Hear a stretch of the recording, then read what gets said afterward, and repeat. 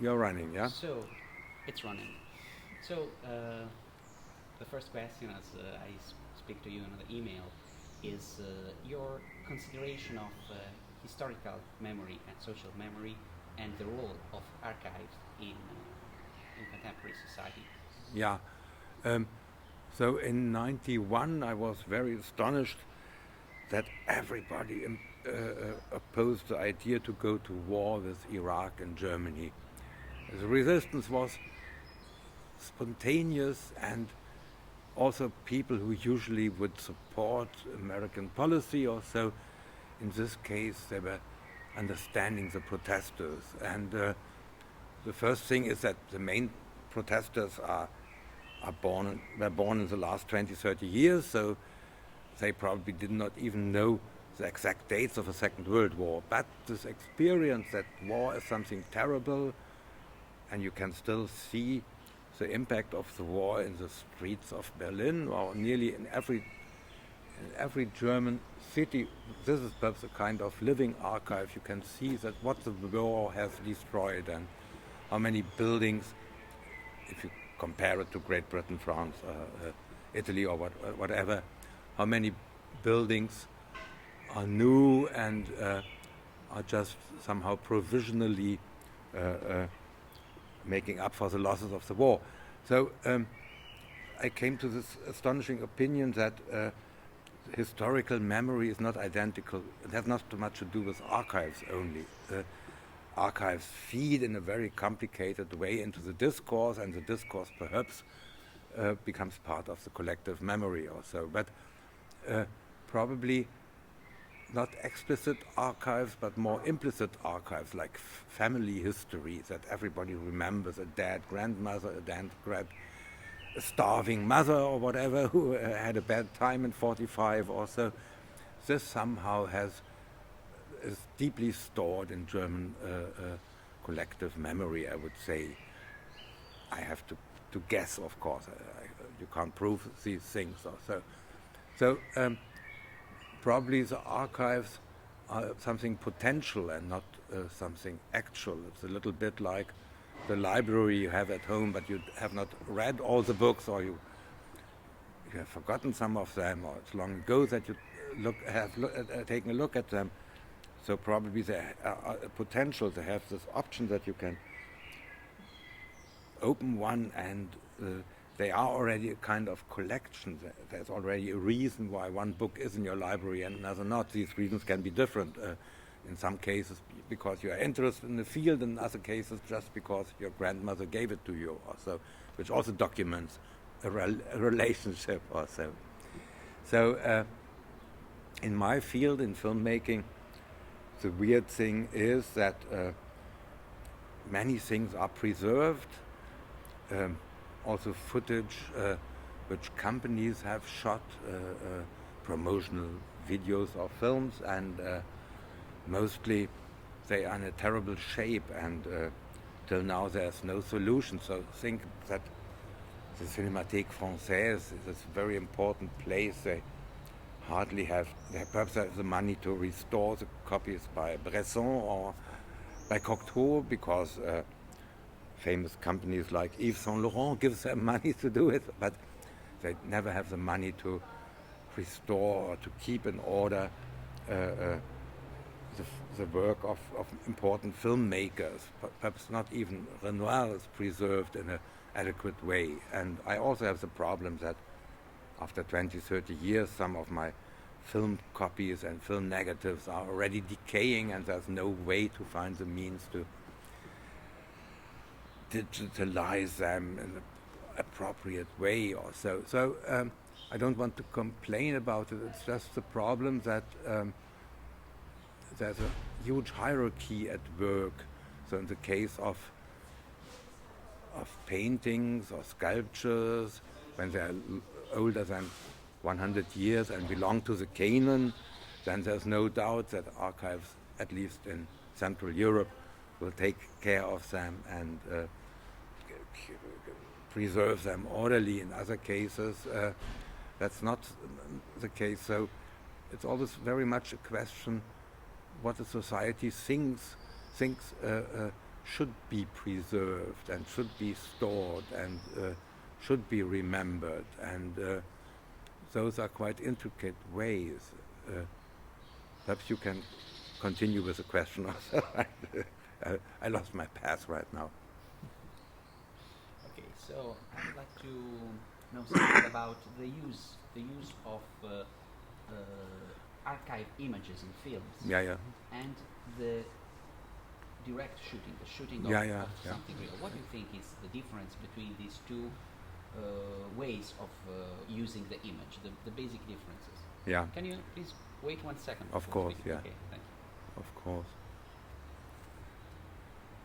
So in the mid-80s, when I shot a lot in companies, at production sites and factories and so on, very often when I came there, the people said, usually the television people put their camera here, here, and here. And that was annoying. I tried to find a better place, but there was no better place. They had done it already. So that's a bit comparable to the use of verbal language. Of course, a lot of expressions exist already. So it's not that you invent the syntax or the structure of your discourse every moment. You must somehow find a fresh access to it. Otherwise, you are just repeating stereotypes or so. And in a similar way, when we documented armory, so-called smart weapons, in the beginning of the century, in the first 3 years of between 2000 and 2003, very often I had to film something in a company, but I was aware that it was not really filming. It was just a way of copying it with a camera also. I didn't add something new to it.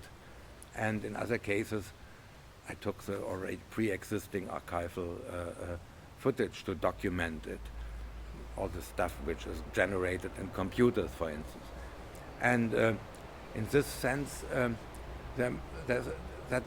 those are these, in the microscopic field, it's very difficult, and it's very difficult to find the difference between self-produced and pre-recorded images. If it comes to bigger events, let's say 20 years ago, the end of the wall and the end of the East Bloc and the end of the two Germanys. So when I was in Berlin in those days, and I don't know how many thousand cameras came to Berlin and documented everything, and I didn't know what to shoot. I felt so ashamed. I thought, I'm a documentarist, and such an event occurs, and I don't know what to film. I think everything must be copied already, and everything is recorded, whatever happens, which is of course not true. Usually, recently I saw a work by a man from East Germany who had filmed all these meetings before November 9th, where people were debating what should be the future of the GDR, should we be an independent state and so on. And you saw this mode of transition which nearly unconsciously changed them, and this was a huge document. In retrospect, I know that many things could have been filmed by me, because you would get a different access to them. So very often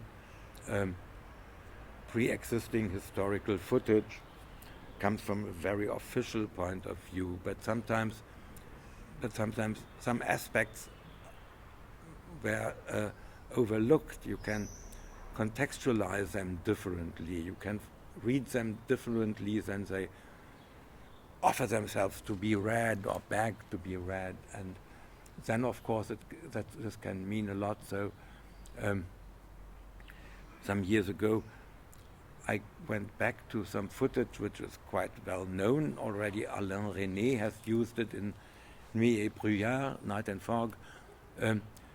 This is probably the only image of a deportation of Jews on a train platform, on a train station platform, which was shot in Westerbork, and the head of this German camp in the Netherlands, he asked one of the inmates, ask is not the right word, he commissioned this film, and one of the inmates, Rudolf Breslauer, filmed it. And very often one uses this clip for any context, and it is really worth looking at the entire footage of it, which consists in 90 minutes, some 90 minutes, and perhaps some 45 are very interesting, and you can read them totally differently, because they give you, they show you the victims of the Holocaust, not only as victims. You see them in their everyday aspects, in their normality, and you can align them to images from other people from the 30s and 40s which you have in mind. And usually you only see them as victims. They are already excluded from our society by being victimized again and again by repeating, showing this footage. That's just to give you an example that sometimes pre-existing material can offer a different lecture.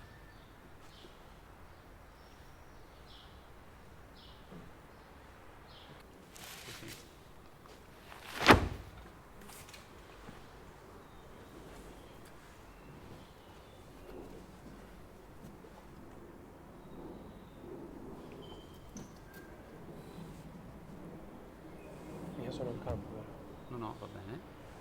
Okay, so Yeah. Videograms of a Revolution, and the experience of this film, and your experience with. Yeah. So in '91, a lot of books were published about Romania, mainly in France, and it was all about this TV revolution, this fake or virtual revolution, which did not really take place, but only was created synthetically in a studio. Baudrillard, for instance,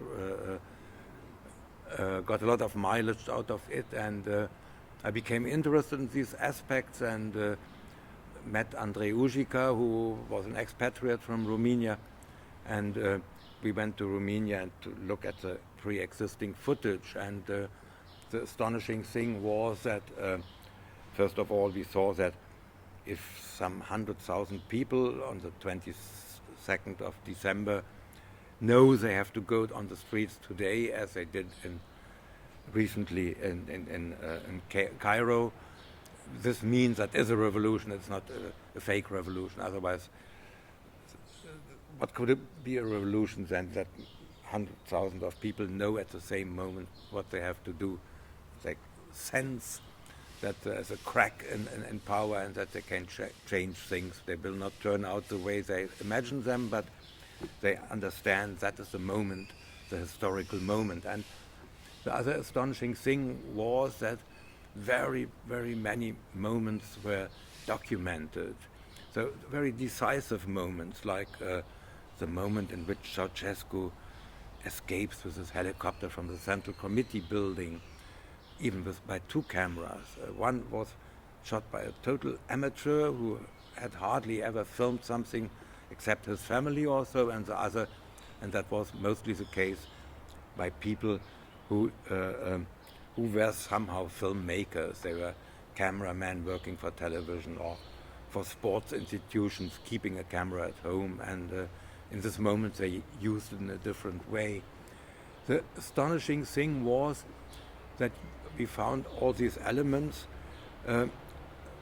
these narrational elements, with not atmospheric elements, but really decisive exchanges between politicians, somebody captured and tried by the revolutionaries, an old minister, for instance, Secretary of State. So it was really as if you would make a feature film, as one does so often about historical events. It was a little bit kitsch, because this idea that every decisive moment finds an adequate representation in a filmic scene, that is also a bit uncanny. Because, let's say, why did this revolution happen in the East? It happened because people came to understand without the guarantee of the Soviet Union, they could do whatever they pleased.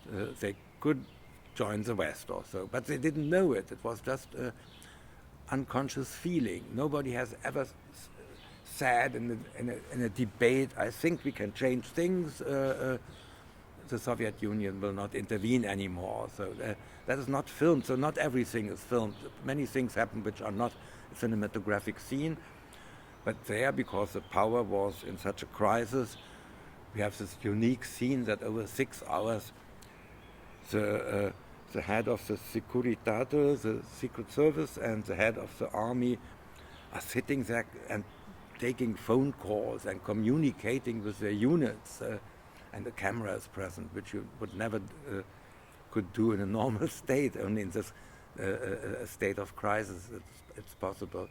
So you become aware how few things we see in normal life, and how many decisive moments occur to which we don't have access. But also there in Romania, many things were done behind the doors, of course, because behind every door there's a next door, and continuously there are all the secrets behind all the things which are revealed.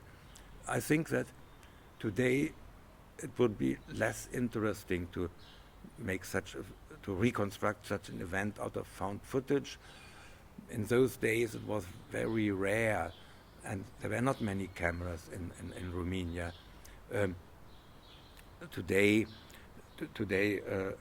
cameras are used by so many people in a more automatical sense, that they see an event and they just point it at it without thinking about the position. Also, I will give an example. So one man was smart enough to film his family while watching the revolutionary announcement on television, and then you could see their faces as amazement also, and those things are hardly ever documented. And we were looking for one special shot which we never found.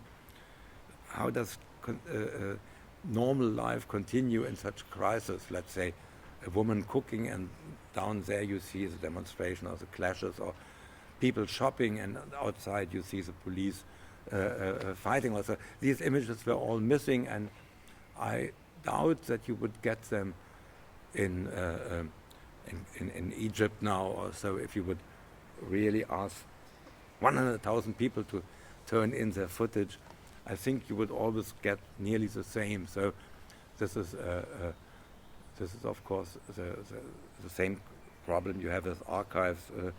Who makes the selection? Who has a reason to document something? And why is it stored, and so on? Yeah. Perhaps you have other questions also. Well, I think